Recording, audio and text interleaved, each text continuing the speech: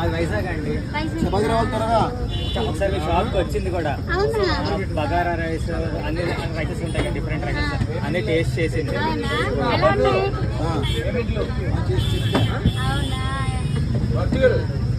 ఎలా ఉన్నాయి, బాగున్నాయా?